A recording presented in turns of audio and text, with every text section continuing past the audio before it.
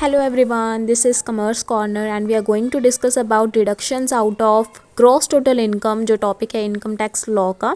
तो हमने 80C तक डिडक्शंस कवर कर ली हैं इन 2 वीडियोस में। आपको लिंक प्रोवाइड कर दिया जाएगा। फर्दर स्टार्ट करते हैं 80GG से। Reduction in respect of expenditure incurred on payment of house rent. जो ये डिडक्शन है अकॉर्डिंग टू सेक्शन 80GG ये अलाउड है सिर्फ और सिर्फ रेंटेड हाउस में रहने वाले इंडिविजुअल्स के लिए, चाहे उसका रीज़न एम्प्लॉयमेंट हो, बिजनेस हो या प्रोफेशन हो। उनका खुद का कोई अकोमोडेशन नहीं है, ना ही उनका खुद का या फिर उनके स्पाउस का कोई सेल्फ ऑक्यूपाइड हाउस है, तो वो या फिर उनके स्पाउस या माइनर चाइल्ड या HUF उनका खुद का घर नहीं होगा, तभी ये डिडक्शन मिलेगी।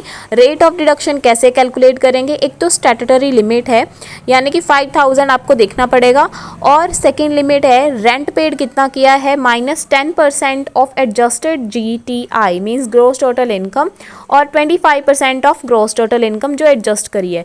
इनमें से जो भी अमाउंट कम होगी एज अ डिडक्शन उसे प्रोवाइड करी जाएगी। उसके बाद एडजस्टेड GTI कैसे निकालते हैं? जो नॉर्मल GTI होगी उसमें से हम माइनस करेंगे long term capital gains plus short term capital gains और plus income referred in sections 115A और अदर डिडक्शन जो भी 80 में हैं एक्सेप्ट 80GG, यानी कि इस सेक्शन को छोड़ के जितनी भी अदर डिडक्शंस हैं वो हमने इसमें से लेस कर देनी है। उसके बाद हमारे पास GTI में से अगर ये सब कुछ लेस हो जाएगा तो एडजस्टेड GTI आ जाएगा। उसको हम एज यूज़ कर सकते हैं 10% और 25% इसका करके डिडक्शन का रेट निकालने के लिए। ठीक है, तो ये हमारा 80GG कवर होता है यहाँ तक।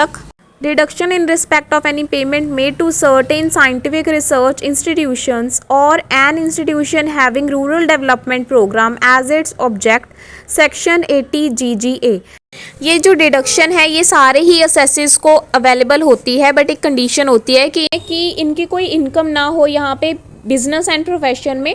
उसके बाद नोटिफाइड पेमेंट्स जो डिडक्शन है ये उन चीज़ों पे अलाउ की जाएगी जो ये फॉलोइंग पेमेंट्स या फिर डोनेशन करेगा। फर्स्ट पॉइंट है इसमें, अगर कोई भी डोनेशन या पेमेंट हम साइंटिफिक रिसर्च एसोसिएशन को करते हैं ताकि वो साइंटिफिक रिसर्च को अपना ऑब्जेक्टिव मान के उसे पूरा करे, ठीक है, रिसर्च करे साइंटिफिक बेसिस पे, एंड ये डोनेशन आप यूनिवर्सिटी, कॉलेज या इंस्टीट्यूशन को कर रहे हो, बट वो अप्रूव होना चाहिए under section 35 sub section 1 clause second में।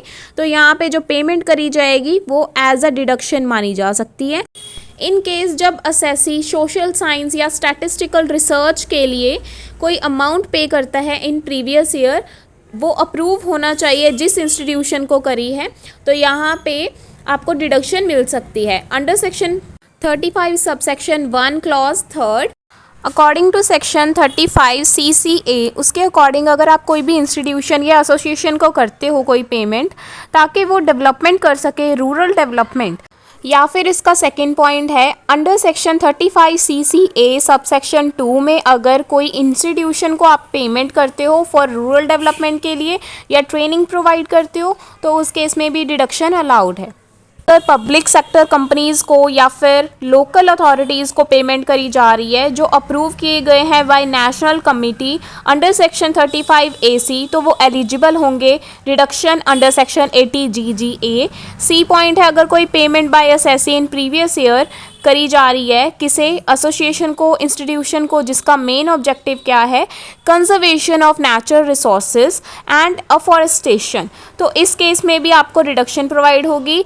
कंडीशन इज़ कि जो अमाउंट है वो पे की गई है by assessee year ending on और before 31 March 2002। Amount of deduction under section GGA के अकॉर्डिंग यहाँ पे 100% अमाउंट अलाउड है in case of scientific research and rural development. अगर डोनेशन की अमाउंट 2000 से अबव चली जाती है और उसका मोड भी अदर देन कैश है तो यहाँ पे वो अलाउड नहीं है। और दूसरी कंडीशन है PGBP में अगर कोई भी इनकम है उस पर भी डिडक्शन नहीं अलाउड है। तो ये हमारा कंप्लीट होता है 80GGA सेक्शन जो रिलेटेड था scientific research institution and institutions having rural development programme. Next is under section 80GGB deduction in respect of contribution given by company to political parties and electoral trust। In case अगर company donate करती है, कोई contribution करती है to political party या फिर electoral trust को, तो वहाँ पे 100% डोनेशन के लिए डिडक्शन अलाउड है, बट वो कैश में नहीं होनी चाहिए। Last point is deduction in respect of contribution given by any person.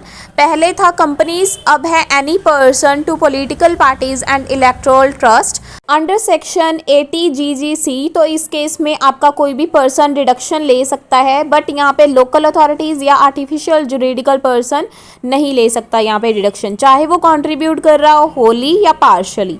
So this is the end of deduction in respect of certain payments. अगर वीडियो अच्छी लगी then do subscribe, share and comment also.